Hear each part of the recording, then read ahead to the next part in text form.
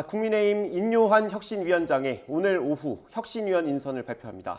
이른바 비윤계 인사의 합류 여부에 관심이 쏠립니다. 국회 취재기자 연결해 알아봅니다. 정현우 기자. 네, 국회입니다. 네, 일단 오늘 발표 일정에는 변함이 없는 거죠? 네, 집권여당 쇄신을 이끌 혁신위원 세부 명단은 오늘 공개됩니다. 인요한 혁신위원장 임명 사흘 만인데요. 인 위원장이 직접 국회를 찾아 발표할 가능성에 무게가 실리고 있습니다. 앞서 당 지도부가 쇄신 정권을 약속한 만큼 세부 인선, 그중에서도 비윤계 합류 여부에 관심이 쏠리는데요. 수도권과 중도층 청년 등 상징성을 갖춘 원내외 인사의 포함 여부도 주목할 부분으로 꼽힙니다. 앞서 인요한 위원장은 인선 마무리 뒤 첫 공식 일정으로 광주 5.18 묘역 참배를 언급했습니다. 당대표는 물론 기회가 된다면 대통령과도 이야기를 나누겠다며 통합과 변화 의지를 강조하기도 했습니다.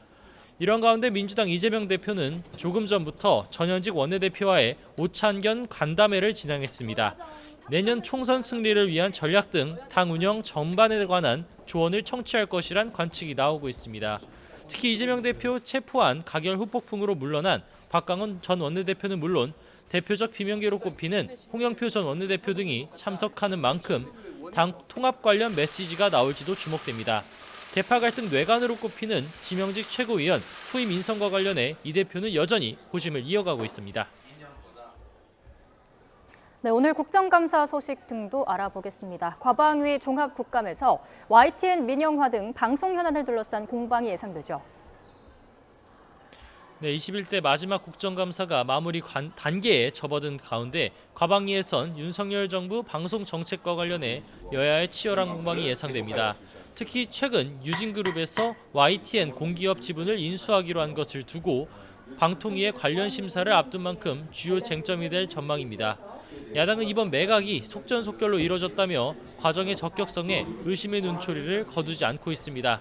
매각 과정에서 주관사와 지분 매각 방식 변경 등을 들어 배임 의혹 제기는 물론 국정조사 카드까지 거론될 수 있다는 전망도 나옵니다. 이에 방통위 측은 적법하게 이뤄졌고 근거 없는 정치 공세라는 주장을 이어갈 것으로 보입니다.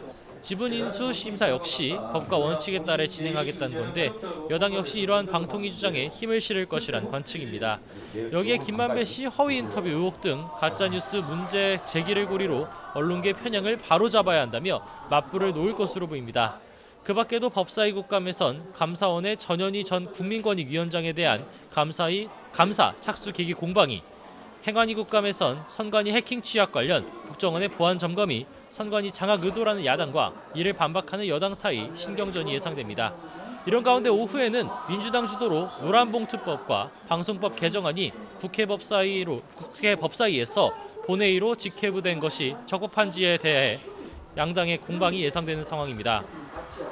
권한쟁의 심판 결과가 나오기 때문인데요. 민주당은 법사위에서 60일 동안 계류된 법안이라면서 직회부 요건이 안 된다고 주장하고 국민의힘은 법안 심사가 진행 중이었다며 직회부는 위법이라고 맞서고 있습니다.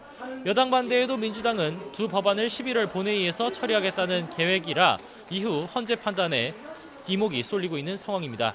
지금까지 국회에서 전해드렸습니다.